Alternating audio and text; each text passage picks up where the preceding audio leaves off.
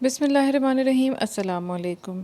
आज जो हम वोकेबलरी के 10 वर्ड सीखने जा रहे हैं वो डॉन के एक ओपिनियन आर्टिकल से लिए गए हैं जिसका सोर्स डिस्क्रिप्शन बॉक्स में मेंशन है, आप वहाँ से देख सकते हैं। तो चलिए बढ़ते हैं वर्ड्स की तरफ। आज की वोकेबलरी का पहला वर्ड है एडेज।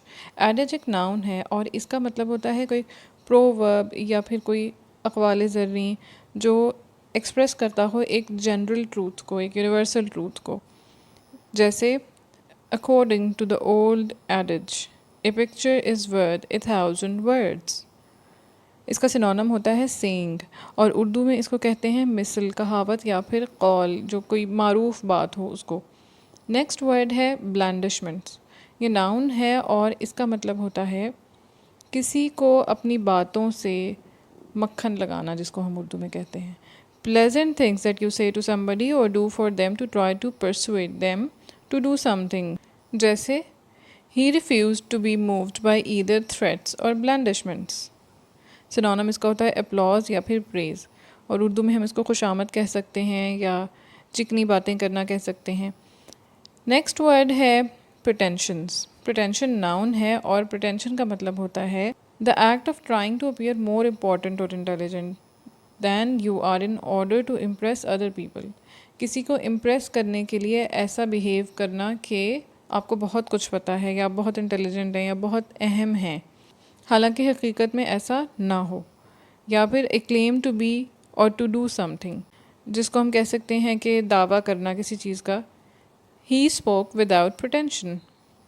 सिनोनिम इसका होगा क्लेम और दावा करना हम इसको उर्दू में कहते हैं।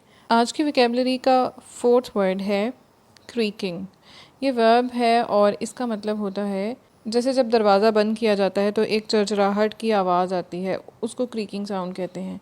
To make the sound that a door sometimes makes when you open it और that a wooden floor sometimes makes when you step on it. जैसे she heard a floor board creak upstairs. Synonym इसका होता है scratching, चरचराहट या फिर खड़खड़ करना कह सकते हैं। आज की वोकेबलरी का फिफ्थ वर्ड है मोर्गनाटिक। ये एडजेक्टिव है और इसका मतलब होता है दो लोगों की अगर शादी हो जिसमें से एक स्पाउस ज़्यादा अच्छे ख़ानदान से हो, ज़्यादा ऊंचे रैंक वाले फैमिली से हो और दूसरे का ताल्लुक़ लोअर रैंक वाली फैमिली से हो। ख़ास तौर पर अगर मर्द का ताल्लुक़ ऊंचे ख़ानदान से हो तो जो उसकी वाइफ होती है और उसके जो बच्चे होते हैं उनको उस मर्द की प्रॉपर्टी में से हिस्सा नहीं मिलता, उसके लिए मॉर्गनाटिक का एडजेक्टिव इस्तेमाल किया जाता है। So it means it is related to a marriage in which the title or possessions of the partner who has higher social rank will not be passed on to the other partners or to their children. For example, he contracted a morganatic marriage with a German-born actress. Urdu में हम इसको कह सकते हैं बेजोड़ शादी। Next word है amass। ये वर्ब है और इसका मतलब होता है to collect something specially in large quantities over a period of time। जैसे he amassed a fortune from silver mining या they amassed enough evidence to convict her। इसका सिनोनिम होता है accumulate करना, ढेर लगाना, इकट्ठा करना या फिर जमा करना। नेक्स्ट वर्ड है unfettered। unfettered एडजेक्टिव है और इसका मतलब होता है for example an unfettered free market या unfettered by regulations। इसके सिनोनिम होंगे uncaged, unchained या फिर unleashed। किसी भी किस्म की क़ैदोबंद से आज़ाद चीज़ के लिए हम इस एडजेक्टिव को इस्तेमाल करेंगे। नेक्स्ट वर्ड है कन्फेटी। कन्फेटी होता है अगर किसी सेलिब्रेशन के मौके पर जैसे फूलों की पत्तियाँ होती हैं, अगर उनकी जगह कुछ पेपर्स रंग बिरंगे उछाले जाएं हवा में तो उनको कहते हैं कन्फेटी, जैसे आप इस पिक्चर में देख सकते हैं। Small pieces of coloured paper that people often throw at weddings over people who have just been married or in US at other special events. The winning team was showered with confetti. Next word है crucible. Crucible noun है और इसका मतलब होता है a pot in which substances are heated to high temperatures। जैसे chemistry की lab में इस्तेमाल होने वाले कंटेनर्स हैं, बीकर्स हैं या ग्लासवेयर है, वो उसको भी कह सकते हैं कि वो क्रूसिबल है।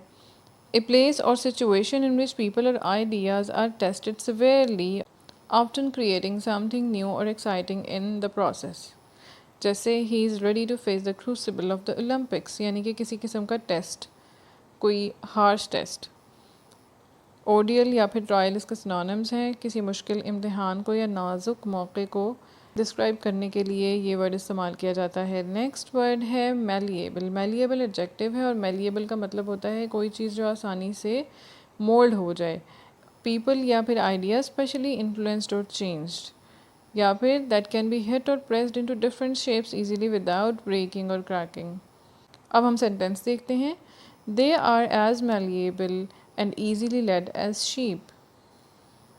सिनोनिम है मोल्डेबल, प्लास्टिक या फिर शेपेबल।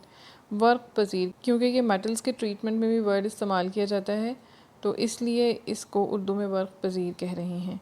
ये थी आज की वोकैबुलरी। अगर आपको वीडियो अच्छी लगी है तो लाइक कर दें, चैनल को सब्सक्राइब करें, वीडियो को शेयर करें और कमेंट्स में अपना फीडबैक दें। Thank you for watching.